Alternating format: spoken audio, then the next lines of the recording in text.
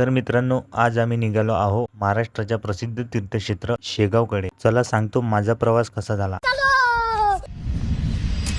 तर रामराम मंडळी, पुन्हा एका नव्या ब्लॉगमध्ये तुमचं स्वागत आहे. स्टेशनवर पोहोचायला 1 मिनिट उशीर झाला असता तर गेम झाला असता, पण नशीब एवढं चांगलं होतं की आम्ही पोहोचलो आणि समोरून ट्रेन आली. आणि मित्रांनो, कसं तरी आम्ही फर्स्ट क्लासच्या डब्यात जाऊन बसलो. तिकीट आमचं साधं होतं, पण फिलिंग एकदम VIP सारखी वाटत होती. कसं तरी ऍडजस्ट करून आम्ही वर्धापर्यंत आलो आणि खूप दिवसांनी आमचा प्लॅन सक्सेसफुल झाला म्हणून सगळे पोरं आताच फुल कॉन्फिडन्स मध्ये होते. आणि मग 12ची ट्रेन होती भुसावळ एक्सप्रेस. त्या ट्रेन मध्ये बसलो. ट्रेन मध्ये गर्दी होती, पण सगळे बरोबर जागा करून बसलो आणि सगळी पोरं मस्ती करत होती. मस्ती करत करत आम्ही शेगावला पोहोचलो आणि मग आम्ही विचार केला ऑटोपेक्षा पैदल जाण्यात चांगली मजा येईल, म्हणून आम्ही सगळी पोरं पैदल निघालो. आणि मित्रांनो, फक्त 1 किलोमीटर जवळ आहे मंदिर, तर तुम्ही सुद्धा पैदलचा प्रवास करा आणि जास्त एन्जॉय करा. आणि मंदिरासमोरच आम्ही रूम केली आणि तुरंत पेमेंट करून टाकलं. आणि सर्वात आधी सगळे पोरं रूम मध्ये आले. रूमच्या खालीच नाश्त्याचं दुकान दिसलं आणि आमच्या भुकेला नवीन आशा मिळाली. पार्सल घेऊन रूम मध्ये आलो आणि 2 मिनिटात नाश्ता गायब. आणि भेटू आता पुढच्या पार्ट मध्ये, कारण ब्लॉग मोठा होईल म्हणून दुसरा पार्ट बघायला विसरू नका. तोपर्यंत तुम्ही सगळे फॉलो आणि शेअर करून टाका.